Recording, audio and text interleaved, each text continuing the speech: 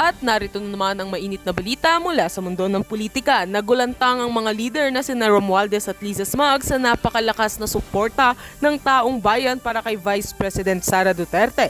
Samantala sa kabilang banda naman, si President Kuting ng Norte Jr. gigil na gigil sa balita. Sa isang malaking pagtitipon sa Quezon City, muling pinakita ng mga taga-suporta ang kanilang pagmamahal at pagtangkilik kay VP Sara. Hindi inaasahan ng mga opisyal na dumalo sa nasabing event ang dami ng mga tao na nagpakita ng kanilang suporta, na nagresulta sa hindi maikakailang sigaw ng pagkilala at pagsuporta sa kanyang mga advokasya. Ayon sa mga saksi, umabot sa libu-libong tao ang dumalo sa event. Ang mga banner at placard na naglalaman ng mga mensahe ng suporta para kay VP Sara ay naging pangunahing tanawin. Isang taga-suporta ang nagsabing si VP Sara ang tunay na leader na kailangan ng bayan, kaya't narito kami para ipakita ang aming pagmamahal. Samantala, sa kabilang banda, nagpakita ng pagkakabahala si President Kuting ng Norte Jr. sa lumalawak na suporta para kay VP Sara. Sa isang closed-door meeting, sinabing nagalit siya sa mga opisyal na hindi nakapagbigay ng sapat na impormasyon tungkol sa pagtitipon. May mga ulat na siya'y nagbigay ng babala na dapat ay pagtulungan at hindi pagkakabahagi-bahagi ang maging focus ng kanilang administrasyon. Dahil dito, hindi maiwasang magtanong ang mga eksperto sa politika. Sinasabi nilang maaaring ito ay senyales ng lumalakas na impluwensya ni VP Sara sa mga tao. Isang analyst ang nagkomento, ang ganitong uri ng suporta ay maaaring magdulot ng mga pagbabago sa dynamics ng politika sa administrasyong ito. Isang tagapag-ugnay mula sa Malacanang ang nagbigay linaw na ang administrasyon ay dapat maging nagkakaisa at ang mga ganitong sitwasyon ay hindi nakakabuti para sa kanilang layunin. Kami ay naglilingkod sa taong bayan at ang pagtutulungan ang susi sa tagumpay ng aming mga proyekto, dagdag pa nito. Tuloy-tuloy ang mga kaganapan sa mundo ng politika at tiyak na ito ay magiging paksa ng mga talakayan sa mga susunod na araw. At heto nga ang mga balitang ating pagkakatutukan at kung bago ka pa lamang sa aking channel ay huwag kakalimutang mag-like, share and subscribe para updated ka sa aming mga bagong balita dito sa Tatak Pinas.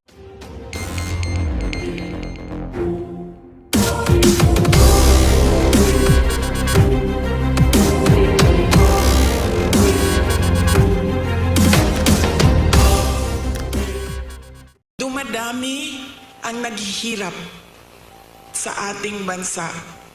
Dumadami ang nahihirapan makahanap ng regular na trabaho. Sila ang totoong kawawa at kailangan ng tulong natin.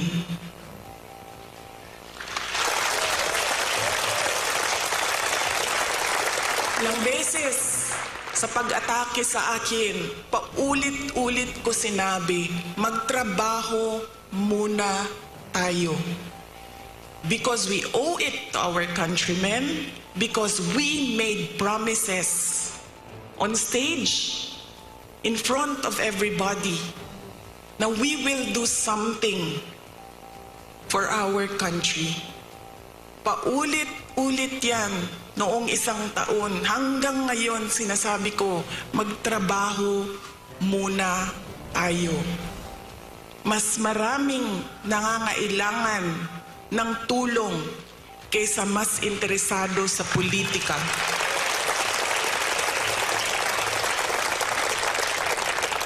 Pero this might is not about me and my problems. Hindi ako kawawa. Mas kawawa ang mga kaibigan natin na natutulog.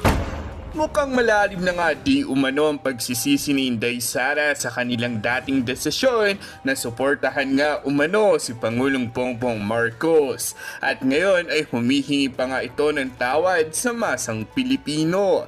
Inaamin nga ni Inday Sara na nagkamali ito sa pag-aakalang magkasama sila sa plataforma ng pagkakaisa. Pinapahayag nga rin ni Inday ang kanilang pakikiisa sa Kingdom of Jesus Christ. Sa kabila nga ng mga pagsubok at oposisyon, binibigyan din nga rin ni VP Sara na lagi silang nandyan sa oras ng kadiliman.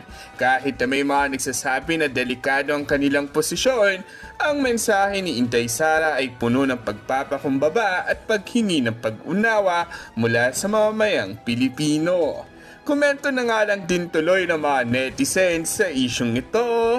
Grabe, pati mga dating kaalyado ng Marcos administration, umaamin na ng pagkakamali.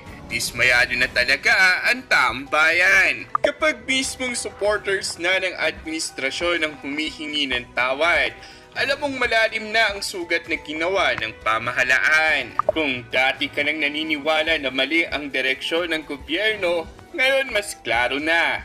Pati mga dating kakampi nila, pumipitaw na. Paglingkod sa ating minamahal na Pilipinas. Maraming salamat po.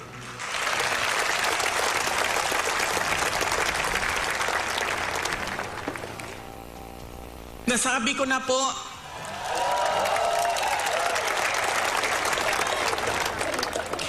unahin ko po muna ang mga naririnig ko at narinig ko rin na nasabi ng miyembro ng Kingdom of Jesus Christ na sala manggunitanan ni Inday Sara ug nidagan pa siya presidente dili ta magkalisod-lisod ani atong nasod.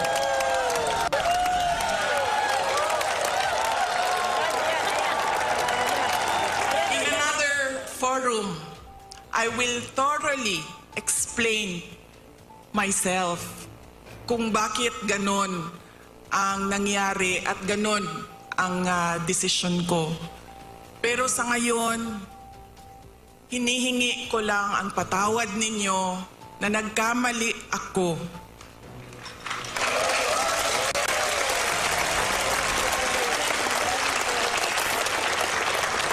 Nagkamali ako sa paghingi ng tulong at suporta nyo para kay Pangulong Bongbong Marcos.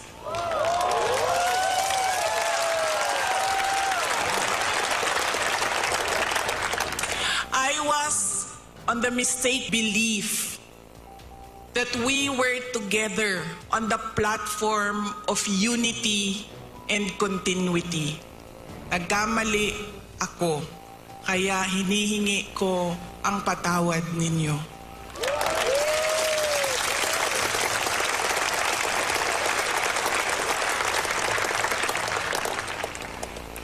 You know, this has been going on for 9 days. Ang assault sa inyong Kingdom Nation. At I could not come earlier dahil meron ding atake sa opisina ng pangalawang Pangulo. At hindi ko maiwanan ang aking mga kasamahan doon sa Office of the Vice President. But always remember na wala man ako lagi sa mga masasayang araw ninyo, pero nandito ako lagi sa inyong kalungkutan.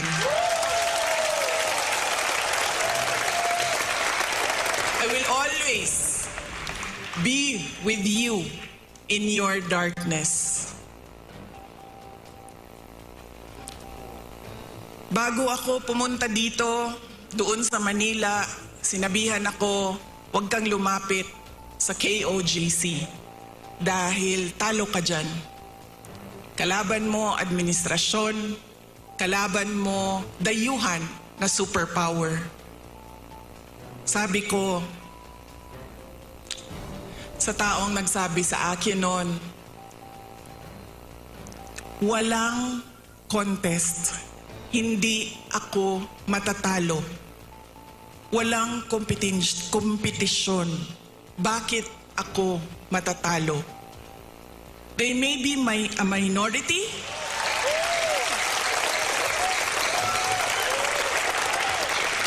They may only be 8 million around the world.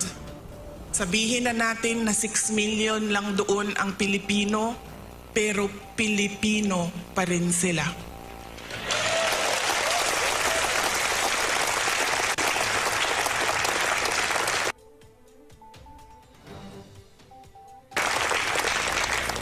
Noong ako ay naging Vice President, isa sa lagi na problema natin, hindi lang dito sa Davao City, but sa iba't ibang lugar ng Pilipinas, ay ang disaster response.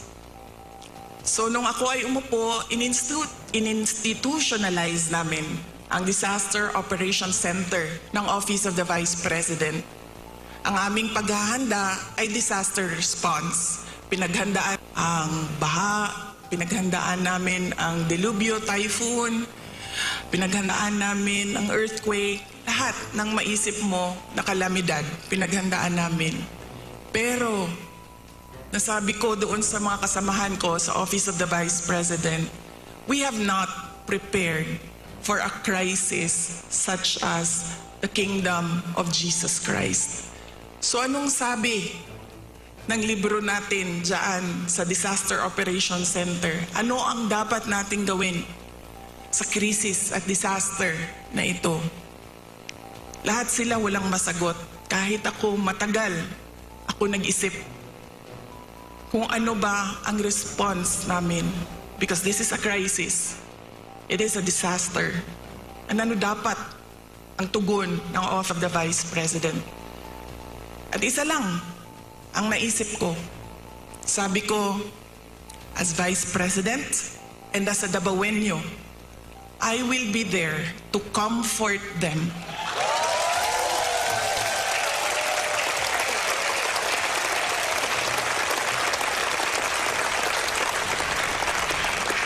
I have a moral obligation to assist them if they feel that they are persecuted, kahit kukunti lang sila.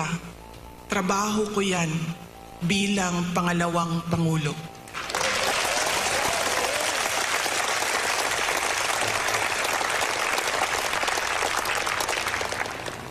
Doon din sa amin, sa Office of the Vice President, sabi nung isang kasamahan namin, doon sa USEC namin, sabi niya, USEC, na nila nabili ang pagkain sa sobrang mahal ng pagkain. 2 beses na lang kumakain sa isang araw. Yun ang kawawa. Sila ang dapat tulungan. Dumadami ang naghihirap sa ating bansa. Dumadami ang nahihirapan makahanap ng regular na trabaho. Sila ang totoong kawawa at kailangan ng tulong natin.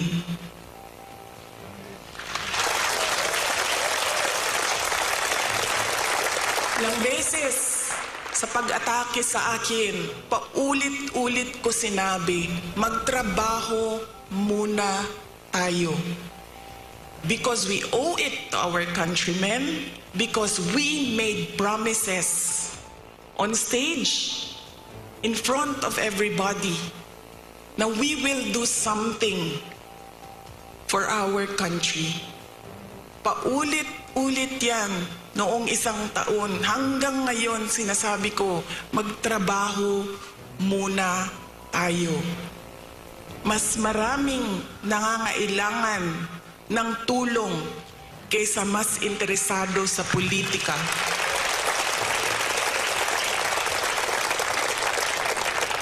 Pero this might is not about me and my problems. Hindi ako kawawa. Mas kawawa ang mga kaibigan natin na natutulog sa politika.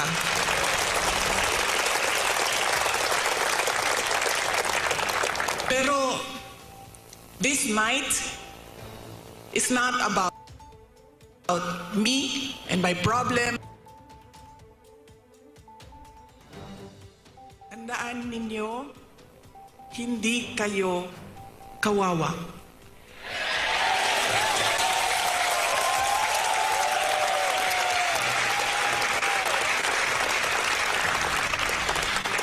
Tungod kay ang langit nung amahan naapirmi kaninyo.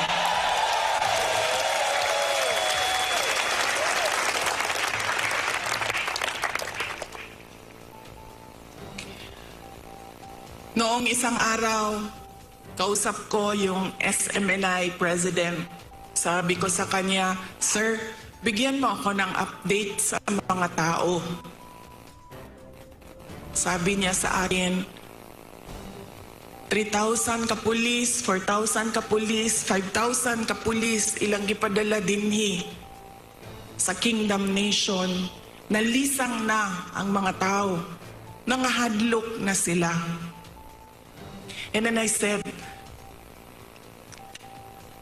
mali nga malisang. Mali nga mahadlok. Kay bao mo nga no, gipadalhan mo og 5,000 ka pulis na inyong istoryahon, na inyong ipasabot, na unsa na ang atong nasod, asa na ang rule of law.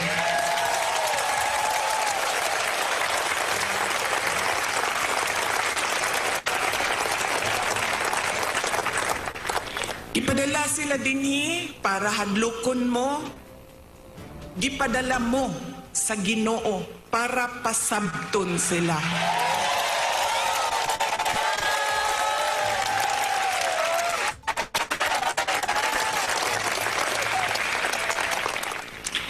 If they come from a place of violence, the Kingdom Nation is the expert on peace.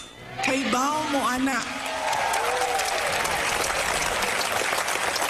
Davaoeños are peace-loving Filipinos.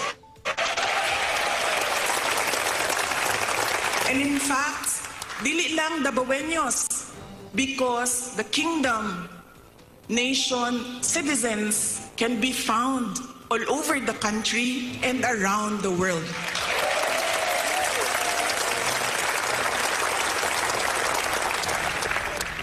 Kung ang gidalani nila, if they bring you violence, give them peace. Show them peace.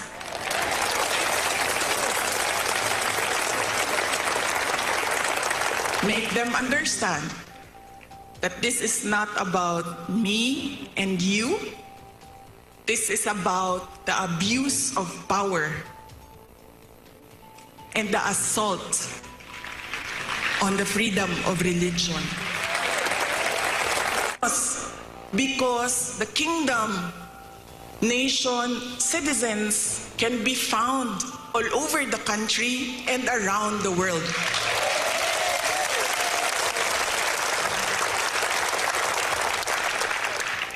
Kung ang gidalani nila, if they bring you violence, give them peace. Show them peace.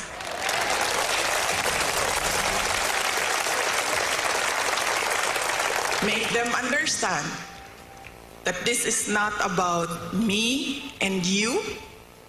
This is about the abuse of power and the assault on the freedom of religion.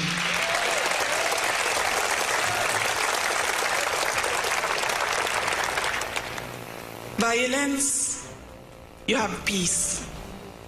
Bullets and tear gas, what do you have? You have the words of the Almighty God.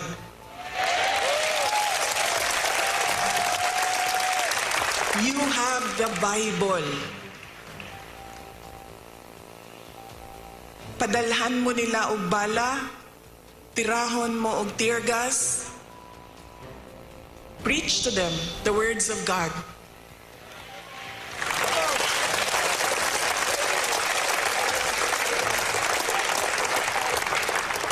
Pangtulo, if they come from the evils of Satan, what do you have? You have the goodness of the Lord Jesus Christ.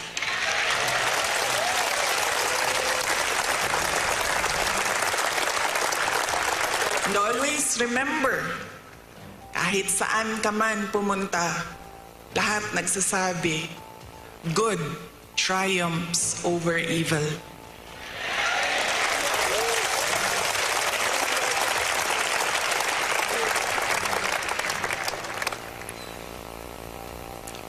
Ang ako ang lola sa mother side, maternal grandmother na ko, buhi pa siya karon, kaluoy sa Ginoo. She's blessed with a very long life. She's in her 90s. Lumad sila dinhi sa Davao del Sur o Davao City, sa Padada, Davao del Sur o diri sa Davao City. Ang iyahang trabaho is magmaligya o kaniadtong panahon, mga 1960s, 1970s, mamaligya og mga PX goods. Anang mga murag ukay-ukay kung ginatawag nato karon. Onya, mamaligya og mga lain-laing klaseng dry goods. Nakaadto siya og baklaran na maligya siya og mga sandals, mga mo ang ginabaligya kaniadto. Saya ako nakakaton og kanang dili magulat nga naay customer, kundi tawagon nimo dapat ang customer, pasudlon nimo sa imong tindahan. Doon na siya'y pulong sa ako tong batanon pa ko. Kay bawo mo, diri manggod sa ato sa Pilipinas, when you are outspoken, when you are opinionated, when you are headstrong, ang tawag sa imuha maldita. I feel that it is wrong, pero somehow, siguro sa ato ang mga Pilipino, na kung mutubag ka sa mga elders, tawagong kag maldita. So, tung batanon pa ko, ang ako ang lula, mag-istorya, mga saba tingali, unya, mutubag ko, mingon dayo na ang ako ang lula. Maghinay-hinay ka, Inday. Kay ang gaba sa motong kaganina, I know, dili ko makasulti when our preacher said, love your enemy. Nag-aana lang yung ko.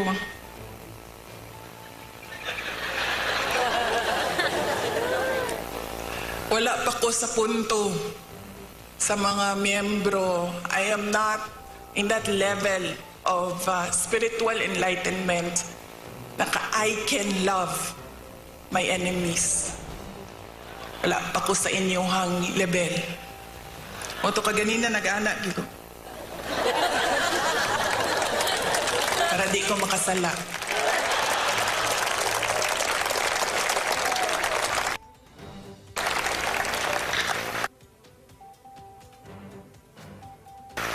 But you know, para sa ako dili man ako sila mamahal.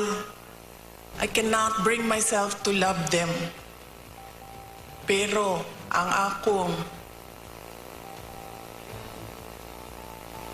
verse, pulong para kanila mao ang gaba sa Ginoo, di yun magsaba.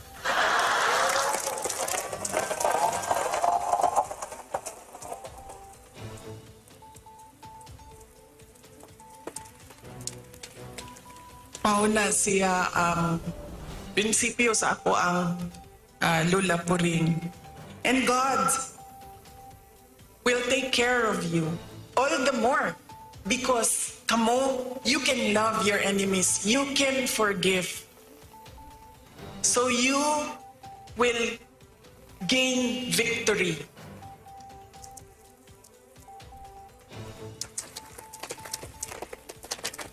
God will be there, will always be behind you, around you, above you, underneath you, to cradle you, to shelter you. Because you know His power over all of us.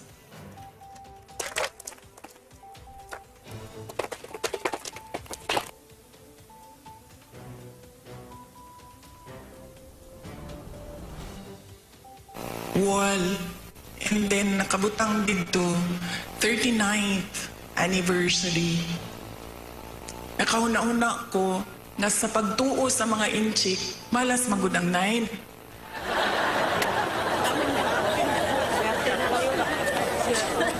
Muto na kaanak ko, siguro sundon na to. Wala may mawala sa to Kung sundon na to ang tinuuan sa mga inchik, nga dili gyud ka mag-celebrate og 9. So this is our 40th anniversary. Mamalakpak ta para sa 40 years.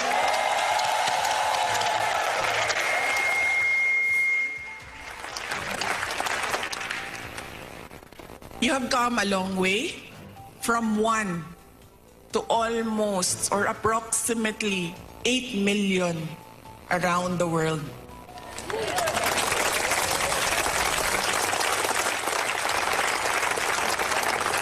You have overcome challenges, and every challenge made you stronger, made you more united.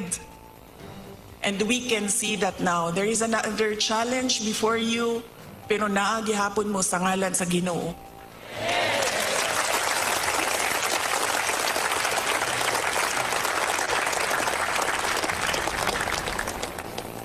Ug sa tanaw nako, sa kadaghan, sa kalisod, sa kadaghan sa pandaot, ug sa kadaghan sa dili pagtuo sa inyo ug sa kadaghan sa kanang kansyaw ba sa inyong pagtuo. I think you will reach 100 years or more.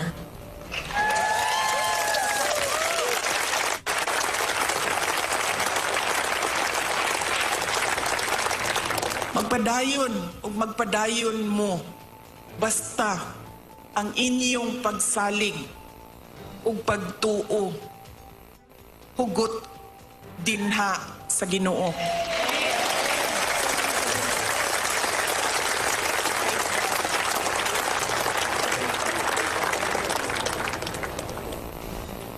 During COVID, it was a experience as mayor. It was an experience that I do never want to go through again. The COVID-19 pandemic. Dili na ako ma-explain sa inyo ang kalisod atong panahon na to. Nga dunay mga gipangayo sa imuha nga COVID-19 response, pero walay budget ang syudad para punduhan ang mga projects para sa COVID-19 response. Naghahan tayo, TTMF, PPEs, suporta sa mga frontliners, health workers. Dili na ko gusto mo sa bato. Pero doon ako'y mensahe sa mga Dabawenyo, maupod ang mensahe nako sa inyo karon. Dili lang sa mga naadinhi sa Davao City, kundi sa tanan nga miyembro sa Kingdom of Jesus Christ. And that is, we will not break.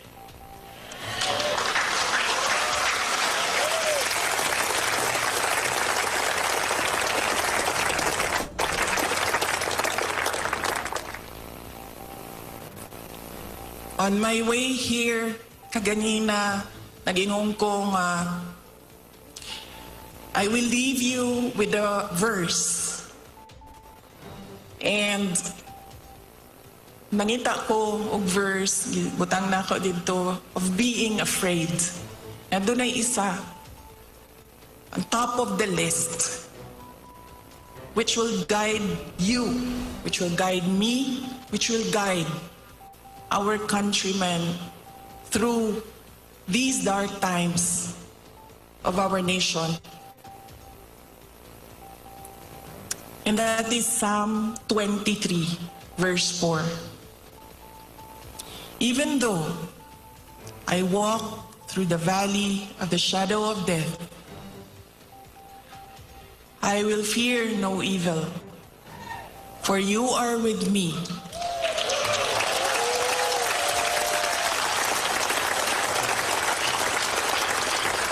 your rod and your staff, they comfort me. Ayaw mo kalimot na ay Ginoo nga nagtanaw sa ato ang tanan.